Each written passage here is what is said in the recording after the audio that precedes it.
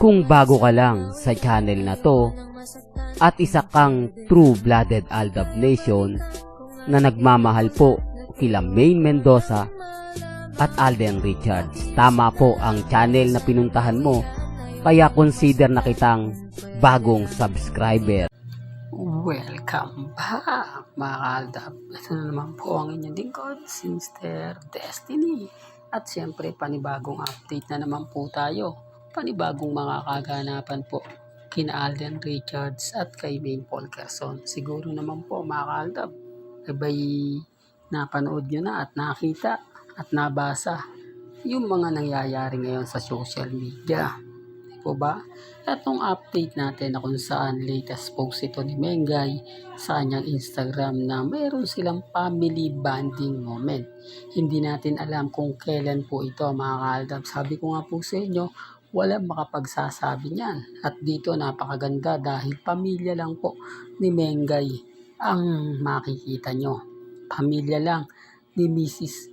Fulkerson. Oops, issue na naman yan, Mr. Destiny. Alam mo kaya ka nababash eh.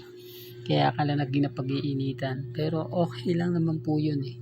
Sabi ko nga po sa inyo, dito lang po nyo sa channel ni Mr. Destiny yan mapapanood. At siyempre, mapapakinggan. O ba? Alam nyo mga ka-Aldab, balikan lang po muna natin o magko-komento lang po ako dun sa mga reaksyon ng mga netizen doon po sa in-update natin na marami sumasang-ayon sa akin. Hindi ko po yun mga binayaran ha. Baka sabihin nyo lahat ng komento pabor na pumabor sa akin binayaran ko, kapamilya ko, kamag-anak ko. Hindi po. Wala pong ganon. O ba dahil lahat naman po ng mga sinabi ko 101% legit siya. Hindi ko siya in-edit at wala pong editan na nangyari. Di po ba? At tama naman po yung mga sinabi nila na kung fake news si Mr. Destiny, nakakulong na po ako ngayon. Kung hindi totoo lahat ng mga sinabi ko, nasampahan na ako ng kaso ngayon. Di po ba? Kasi di po ba, ang mabigat na kaso yung paninirang puri. Mabigat na kaso yung sasabihin mo at ipapakalat mong may anak na kayo at kinasal na kayo. O, hindi po ba? O bakit hanggang ngayon nakatayo pa rin ako? Tama naman po yung mga komento ng iba. Tama naman po yung mga sinasabi nila. Hindi lang nila tanggap na si Mr. Destiny matatag pa. Siyempre, kampante hanggang ngayon. Hindi natitinag. O, real to kaya mga ka-Aldab. Well, pag-usapan na natin to.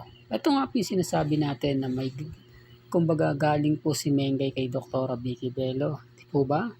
At galing si Alden doon. Ang sinasabi nga po nila, tumanggap daw kasi ng award si Alden kaya na pumunta kay Dr. Vicky Bello. At si Mengay naman po ay may ganap na ganito. Pansin niyo po ba na talagang nawawala na yung isa? Pansin niyo po ba na hindi na ito masyado o hindi na ito binibigyang panghalaga ng mga army at mga main fanatics? Di po makapansin nyo na lang talaga yung mga nagmamahal kay Maine. Kumbaga talagang maraming umalis. Although hindi na, wag na po kayong magtaka ako, hindi na rin ako nagtataka kasi nga po medyo mabigat nga po yung pahayag na pagnanakaw. At least mga ka-Aldab, sabi ko nga hindi naman dumadalo si Mengay sa mga ganyan. Hindi nga rin na po nagpapakita. Kaya hindi na po talaga siya affected. Taliwas po sa mga sinasabi nila.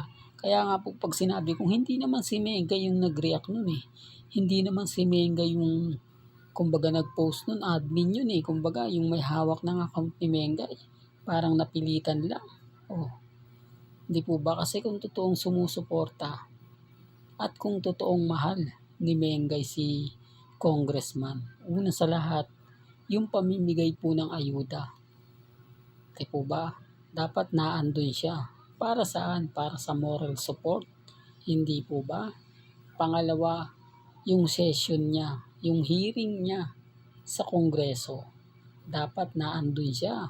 Para saan? Para suportahan na tama yung mga sinabi niya at mali yung akusasyon na sinasabi nila. Hindi. Mas inuna niya yung Eat Bulaga eh. Mas priority niya yung Eat Bulaga.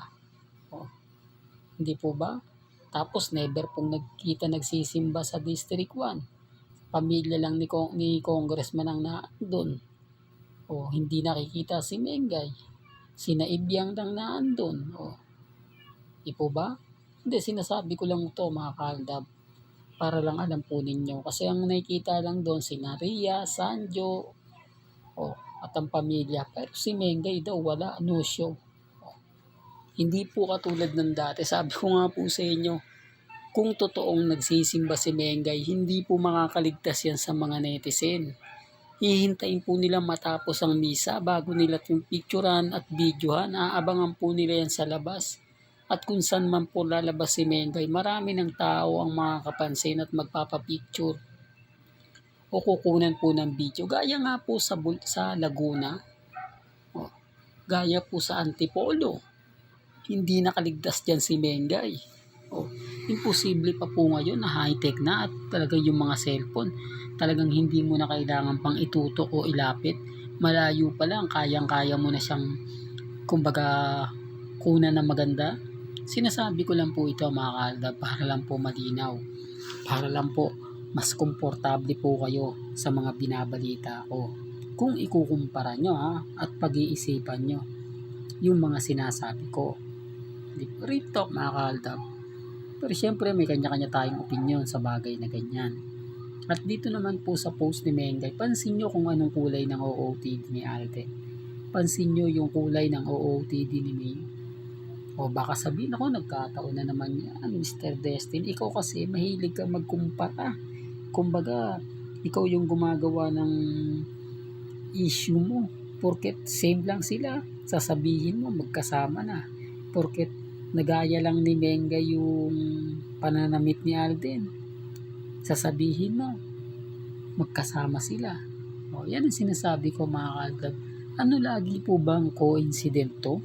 Lagi po bang kapag ka nagsuot ng kulay blue si Alden, si Mengay blue rin ba? Bakit yung color nila hindi naman po parehas? Paborito nila.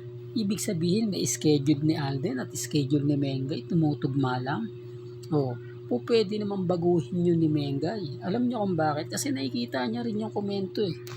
Di po ba? Nababasa niya rin at napapanood niya nagte-trending. Lalo na yung OOTD nila ni Alden. Bakit hindi binabago ng dalawa yung routine nila? Yan lang po kasi yung isa na po pwede pong magsabi at mag-update po para po sa Aldab Nation. Yan po yung ginagamit nila para po mabigyan po kami ng update para lang po malaman din po namin. Ba yun naman po kasi yung lagi kong sinasabi at lagi kong pahayag. Depende na lang po yan sa mga taong bitter sa akin. Depende na lang po yan sa mga taong hindi tanggap o hindi nila gusto yung mga sinasabi ko at pinapaliwanag. Sa bandang huli mga kaaldab, sabi ko nga po sa inyo, ako pa rin ang wagi. Di po ba? Ako pa rin naman po panalo. Although maraming bitter, normal lang po para sa akin yan. Normal lang po yung mga ganyang pahayag. Ang importante lang po, kung ano po yung sa palagay niyong tama, nire-respeto ko yan at ginagalang. Yun naman po yung masaya kay Mr. Destiny. Lahat po ng komento ninyo, hindi ko binubura. Real talk mga kaaldab. Well, hanggang dito na lang po ang ating latest updates. Kaya kung gusto nyo pa po ng pinaka-latest at sariwang update, abay tumutok lang po kayo dito po sa channel ni Mr. Destiny para updated kayo sa mga bago at sa mga latest na i-upload po natin maya-maya lang. Hanggang sa muli, salamat po sa panonood at pakikinig.